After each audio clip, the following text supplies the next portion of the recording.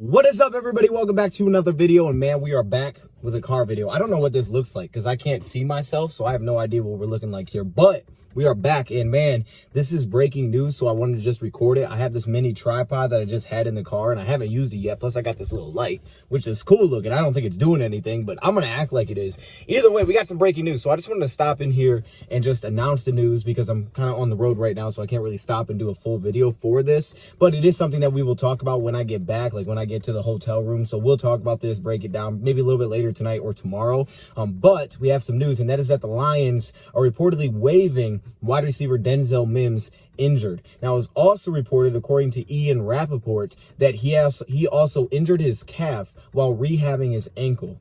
Okay, that's not ideal, right? And you looked at the situation, he's missed now over 2 weeks, Denzel Mims. We're going into week 2, which means that he wasn't going to play this week, probably because we haven't seen him practice. And especially now that we know this news, we know that he wasn't going to play. But then you go into next week and you're looking at the final week of the preseason. It honestly felt a lot like when he was traded here. It was going to be very similar to the situation that we had with Brashad Perriman. I brought that up a lot, where it was like, hey man, you're going to have to really perform in the preseason. Now, I thought he made his splash plays in training camp, maybe even more than Perriman did, and I thought there was a little bit of a niche type of role that they were able to find for him a little bit. Not necessarily just the guy that ran the deep routes, but he was the guy that was really attacking second level well, a lot of the over routes, a lot of, kind of breaking down in the zone holes. But I love the way that they were kind of leaning into what he did well. I thought better than what the Jets did. It's not to say that he was consistently dominant in training camp, but he was impactful, specifically in team drills. He would make splash plays here and there, 20-yard chunks. So it wasn't like he was terrible there. It was just about seeing him, and I thought preseason was going to be huge. We did not see him last week. We weren't going to see him this week,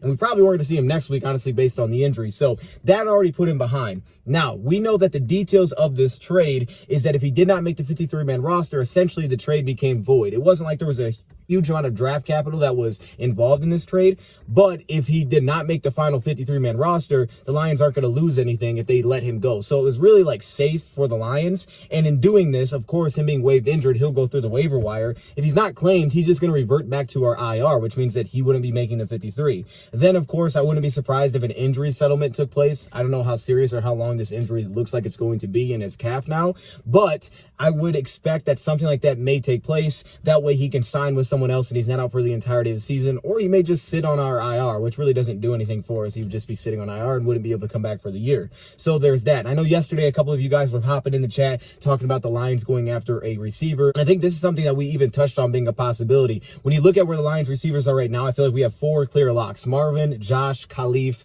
and also St. Brown. Now, St. Brown's dealing with an ankle. Hopefully that's not super serious and he's not missing a ton of time for that. Right now, I just pull back and he's super cautious with him personally. Okay, I know what Saint's about. It's just about getting him healthy at this point, but we feel like we have 4 locks. Then I think there's a second group that really seemingly, at least to this point, has kind of separated themselves and are competing for another receiver spot. Antoine Green, the rookie receiver, made some nice plays last week, a couple run after catch opportunities on screens, had a little slant. Dylan Drummond, who showed up in training camp early, he continued, made a couple little plays there in the preseason game, and he's continued to work into even some first team reps depending on the drill. And then Chase Cota, who really stood out in the first preseason game, and now he's continuously been more and more involved. Just looking at this past week, going there yesterday, how involved he was with that offense. Specifically, when you looked at the second team 7-on-7 drills, he was kind of like the go-to guy back in the end zone. Like, all of those guys have different types of roles, right? Dylan Drummond feels much more like a slot receiver, run after catch type of thing. He's been working some return drills. Chase Cota is the big body, not a big time separator, but he's shown really good hands reliability there.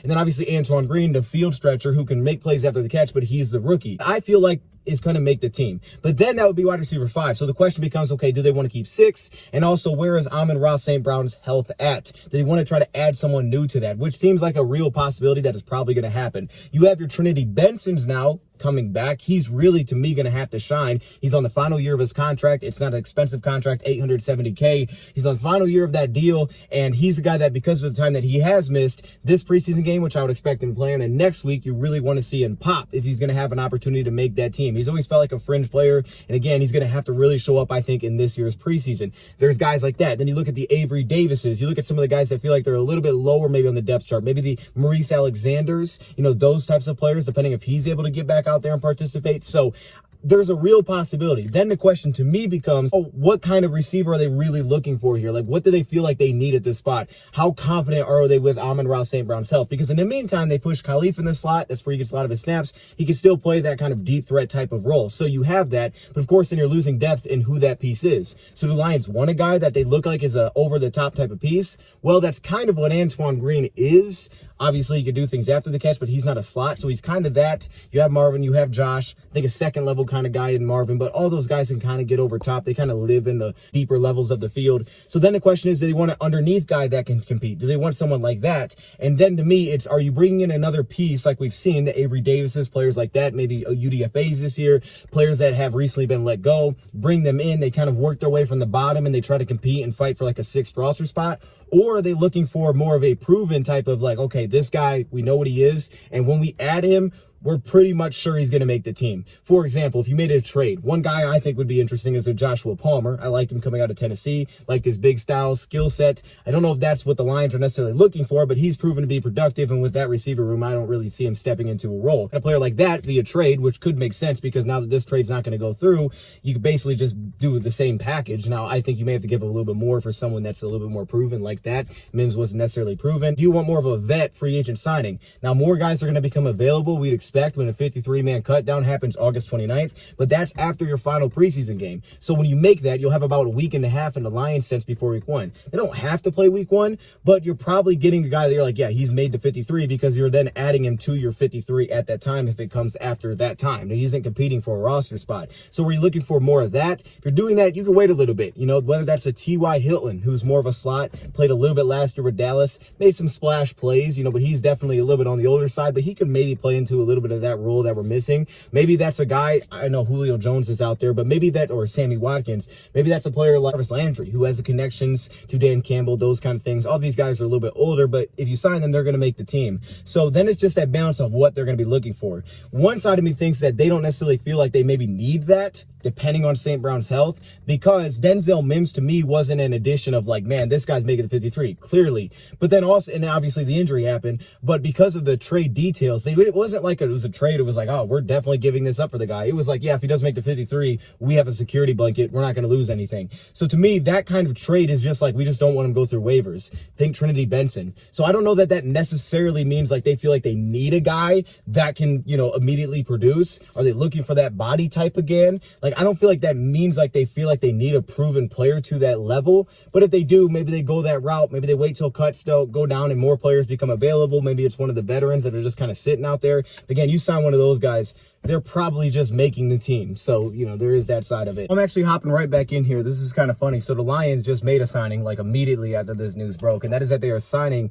receiver Jason Moore, who has been in the league for 4 seasons now. He's actually a UDFA out of Findlay, Ohio, which is crazy. So he was a quarterback, from what I've read, quarterback, defensive back coming out of high school, transitioned to receiver. And I was actually talking to the camera, asking myself what kind of type of receiver, like what body type may they be looking for here. And maybe this is a good news on Amon-Ra St. Brown, but what kind of body type might they be looking for here? Do they want a body type that's similar to Denzel Mims? Well, they went with another big body, and this is a guy with a big frame from just very little that I watched because I'm just, you know, I'm on the road here, but big frame, big body, 6'2.5", 215 pounds. That set like all kinds of records at Findlay. And when you looked at some of his testing scores in terms of speed, those things don't really stand out. But what stood out there is the vertical jump, 37 inches, some explosiveness for a guy that's that big. That could be a really good thing when you talk about coming in and out of breaks. Then also the 3-cone drill. This is why I'm really curious and I want to like dive back into this, watch this player a little bit more before maybe we get to see him this weekend. Maybe not. I mean, maybe just like a couple packages. But because of the fact that his 3-cone drill is so good for a guy that's that big, that is rare, man. It's almost like Cooper Kupp. Remember, he had like a ridiculous 3-cone drill. Now, this guy, not the same body type necessarily, but his is really good. You look at some of the agility when you look at a score like that. So that's extremely promising. The thing about this is that when I was just doing my last little clip, I didn't know they signed him. I saw that, so I'm like, all right, let me jump back in here. I was talking about going and getting a guy like Joshua Palmer. Like, if I was making a trade, a guy like that intrigues me. Size, you know, obviously the production that he's had a little more reliability. But when you look at that receiver room, I liked him a lot coming out of college, and his route running for a guy that was that big, not an elite speed kind of player, but he could separate and he had strong hands.